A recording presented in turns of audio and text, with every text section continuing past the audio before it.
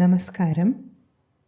നമ്മുടെ എല്ലാം സ്വപ്നങ്ങളും അഭിലാഷങ്ങളും ചെറിയ വിത്തുകൾ പോലെ പുറം ലോകത്തിന് അദൃശ്യമാണല്ലേ. നമ്മുടെ ആന്തരിക ലോകത്തുള്ള ഈ വിത്തിന് നമ്മൾ അനുയോജ്യമായ സാഹചര്യങ്ങൾ ഒരുക്കുമ്പോഴാണ് അതൊരു ചെറിയ ശാഖയായി പതുക്കെ സൂര്യന് നേരെ മുകളിലേക്ക് വളരുന്നത്. ഇന്ന് ഈ ലോകത്ത് നിലനിൽക്കുന്നവയെല്ലാം ആദ്യമായി എവിടെയാണ് സൃഷ്ടിക്കപ്പെട്ടത്? നിങ്ങൾ ആലോചിച്ചിട്ടുണ്ടോ? നമ്മളിൽ ഒരാളുടെ മനസ്സിലല്ലേ. നമ്മുടെ ആന്തരിക ലോകത്തിൽ നമ്മൾ ബോധപൂർവം ശരിയായ രീതിയിൽ സങ്കല്പങ്ങൾ സൃഷ്ടിക്കുന്നതൊരു കലയാണ്. അത് വളരെ ശ്രദ്ധാപൂർവം പഠിക്കേണ്ട ഒരു കലയാണ്. ഈ കലയെക്കുറിച്ച് നമുക്ക് കൂടുതൽ മനസ്സിലാക്കാം ഇന്ന്. ഏവർക്കും ആത്മോന്നതിയിലേക്ക് സ്വാഗതം. നമ്മുടെ അഭിലാഷങ്ങളെ യാഥാർത്ഥ്യമാക്കാനായി നമുക്ക് ലഭിച്ചിട്ടുള്ള ഏറ്റവും ശക്തമായ ഒരു ഉപകരണമുണ്ട്, നമ്മുടെ മനസ്സ് തന്നെ.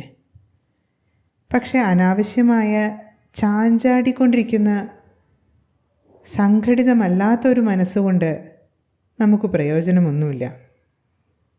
നിങ്ങൾ ശ്രദ്ധിച്ചിട്ടുണ്ടോ, എപ്പോഴാണ് നിങ്ങൾക്ക് ശരിയായി കാര്യങ്ങളെ മനസ്സിലാക്കാൻ സാധിക്കുന്നത്? എപ്പോഴാണ് നിങ്ങൾ ശരിയായ തീരുമാനങ്ങൾ എടുത്തിട്ടുള്ളത്? നിങ്ങളുടെ മനസ്സ് സംഘടിതമാവുമ്പോഴാണ് ശുദ്ധമായ ഫോക്കസ്ഡായ ചിന്തകൾ സൃഷ്ടിക്കാൻ നിങ്ങൾക്ക് സാധിക്കാറുള്ളത്. അപ്പോൾ നിങ്ങളുടെ ശാരീരികവും വൈകാരികവുമായ ഊർജം ഒരേ ദിശയിലേക്ക് ക്രമീകരിക്കപ്പെടുന്നു. നിങ്ങളുടെ അഭിലാഷം യാഥാർത്ഥ്യമാക്കാൻ ശക്തമായ ആഗ്രഹം നിങ്ങൾക്കുണ്ടെങ്കിലും നിങ്ങളറിയാതെ നിങ്ങളുടെ ശ്രദ്ധ അത് നേടാനുള്ള ബുദ്ധിമുട്ടുകളിലേക്കായിരിക്കും മാറുന്നത്. അതുതന്നെയാണ് നിങ്ങളുടെ ആഗ്രഹ പൂർത്തീകരണത്തിന് തടസ്സമാകുന്നതും. നിങ്ങളുടെ ജീവിതത്തിൽ മാനസിക സംഘർഷം ഉണ്ടാക്കുന്നതും അതുതന്നെയാണ്. നിങ്ങളുടെ അഭിലാഷം എന്തു തന്നെയായാലും അതിനെക്കുറിച്ചൊരു വ്യക്തമായ ധാരണ നിങ്ങൾക്കുണ്ടാകണം. എങ്കിലേ നിങ്ങൾക്ക് എന്ത് വേണം എന്ത് വേണ്ട എന്ന് കൃത്യമായി ഉത്തരവാദിത്വത്തോടെ തിരഞ്ഞെടുക്കുവാൻ സാധിക്കുകയുള്ളൂ. ഒരു പുഷ്പം വിരിയുന്നതിന് മുൻപ് എന്തൊക്കെ തയ്യാറെടുപ്പുകളാണ് നടക്കുന്നതല്ലേ. ഒരു പുഷ്പം തൻ്റെ നിറങ്ങൾ ഏറ്റവും ശ്രദ്ധയോടുകൂടിയാണ് തിരഞ്ഞെടുക്കുന്നത്. തൻ്റെ ഇതളുകൾ ഓരോന്നോരോന്നായി ക്രമീകരിക്കുന്നു. കാരണം സമ്പൂർണ്ണ സൗന്ദര്യത്തോടുകൂടെ മാത്രം അത് പ്രത്യക്ഷമാകുവാനാണ് ആഗ്രഹിക്കുന്നത്.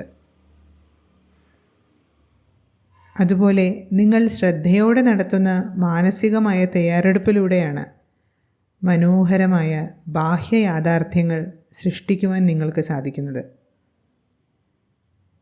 ഒരു മനുഷ്യാത്മാവിന് തൻ്റെ സ്വപ്ന സാക്ഷാത്കാരത്തിൽ ശ്രദ്ധ കേന്ദ്രീകരിക്കാനുള്ള കഴിവ് വളരെ വലുതാണ്. മുൻപ് പറഞ്ഞതുപോലെ ഇവിടെ നമ്മുടെ ഉപകരണം നമ്മുടെ മനസ്സായതുകൊണ്ട് നമ്മുടെ മെൻ്റൽ പവേഴ്സ് തിരിച്ചറിയുകയും അവയെ ശരിയായ വിധിയിൽ ഉപയോഗിക്കുകയും ചെയ്യുന്നതിലൂടെയാണ് നമ്മുടെ സ്വപ്നം യാഥാർത്ഥ്യത്തിലുപരി ഒരു വിജയമായി തീരുന്നത്. നിങ്ങളുടെ സ്വപ്നത്തെക്കുറിച്ച് നിങ്ങൾക്കുള്ള ബോധ്യം ഒരുപക്ഷെ നിങ്ങളുടെ ഏറ്റവും പ്രിയപ്പെട്ടവർക്ക് പോലും ഉണ്ടാവണമെന്നില്ല. എന്നാൽ അവരുടെ കാഴ്ചപ്പാടുകളെ അംഗീകരിക്കുകയും അവരുമായി പൊരുത്തപ്പെടുകയും ചെയ്യുന്നത് വളരെ പ്രാധാന്യമർഹിക്കുന്നുണ്ട് അല്ലേ. അല്ലാത്ത പക്ഷം നിങ്ങളുടെ സ്വപ്ന സാക്ഷാത്കാരത്തിലേക്കുള്ള യാത്രയിൽ നിങ്ങൾ ക്ഷീണിതനാകാം, ചിലപ്പോൾ ഒറ്റപ്പെട്ടു പോവുകയും ചെയ്യാം. അങ്ങനെ സംഭവിച്ചാൽ ഒരുപക്ഷെ നിങ്ങളുടെ സ്വപ്നം സാക്ഷാത്കരിച്ചു എന്നിരുന്നാലും അതിനെ നമുക്കൊരു വിജയമായി കണക്കാക്കാൻ സാധിക്കുമോ? സത്യസന്ധത വളരെ ഉയർന്ന ഒരു മൂല്യമാണ്. പക്ഷേ വിനയത്തോടെയുള്ള സത്യസന്ധതയ്ക്കാണ് മൂല്യം. നിർഭയത്വം നിങ്ങളുടെ മനസ്സിൻ്റെ അപാരമായ ശക്തിയാണ്. എന്നാൽ അതിനോടൊപ്പം മറ്റുള്ളവരെ നിരുപാധികമായി സ്വീകരിക്കാനും അവരോടൊപ്പം ഐക്യത്തോടെ നിലകൊള്ളാനും നിങ്ങൾക്ക് സാധിക്കാറുണ്ടോ? ഇത്തരത്തിലുള്ള മെൻ്റൽ പവേഴ്സിൻ്റെ ഒരു ബാലൻസാണ് നമുക്ക് ശ്രദ്ധയോടെ ആർജിക്കേണ്ടത്. ഒടുവിൽ നമ്മുടെ പോസിറ്റിവിറ്റിയുടെയും ആന്തരിക ശക്തികളുടെയും ആധാരത്തിൽ സാധ്യമായതും അല്ലാത്തതും നമുക്ക് മുന്നിൽ ഈ യൂണിവേഴ്സ് തന്നെ അനാവരണം ചെയ്യും.